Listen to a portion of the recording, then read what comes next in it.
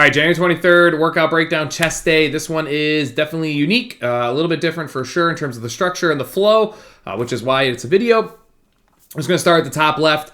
15 minutes gross, meaning so this like kind of block, I guess you could call it, is 15 minutes in its entirety. I think once I go over this, the rest of it will kind of make sense to you. But 15 minutes, you're going to start the 15 minutes with 8 minutes of an EMOM, where you're going to do 5 chest press at 75% or less. Now, 75% is heavy for this. I'll just throw that out there right now for anybody listening to this.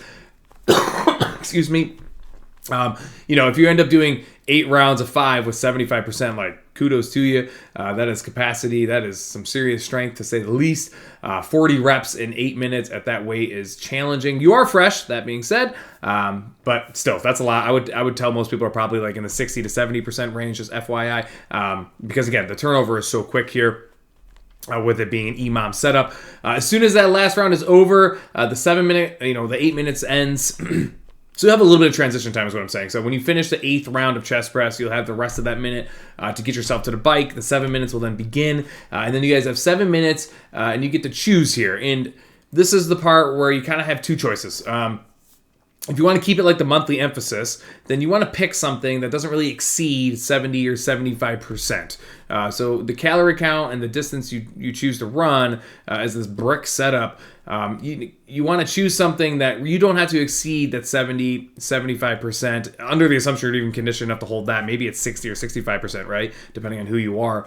And you still have time to recover when you're done before the next round starts, which that would be that 13 minutes gross you guys see right there. So you can go that route where you guys are kind of choosing to approach it like the monthly emphasis, which would take some pressure off of you, take some output away from you. You don't have to worry about really redlining or killing yourself here. And you could just do it like monthly emphasis. Like, that's completely fine. You just need to pick the right, calorie count and distance that works for you and fits the timing on an individual level. The other approach is to do as much as you can. And that's the capacity. It's the polar opposite of the monthly emphasis. I don't think either one of them is right or wrong. It's completely up to you. And if you want to do it at capacity, then you are picking what do you believe is the most you can do, still have time left to recover, and move on and repeat it. Because the goal is to repeat whatever it is you do 4 times here, as you guys can see.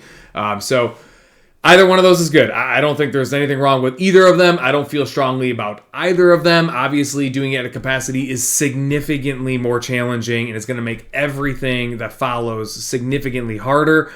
So if you're a glutton for pain, then that is the way to go. And working on capacity and on your own, I know, is very challenging. So when it is there and it's offered to you, I sometimes feel like maybe you should just do it. So your call either way. You'll then go into the 13 minutes, and you can kind of see the rhyme and reason here. So you're going to drop down to 6-minute EMOM.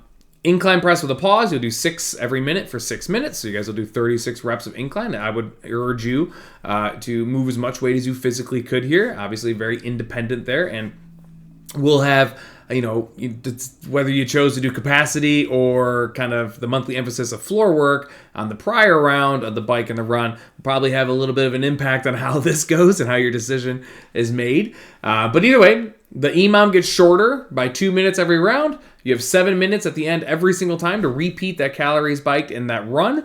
And again, you can kind of see we work our way through flat bench, incline press, decline, and then belly burpees, where I made it an option, if you'd like it a little more challenging, to do bench over belly burpees on that 9-minute gross, so that kind of 4th round there that you see. So again, I think once you kind of get in the flow and get going, this is one of those workouts where you guys having the intel coming into it will be hugely helpful. These decisions could all be made before you even walk into the gym, which again will set you up to be just that much more effective, which again is the goal of these videos.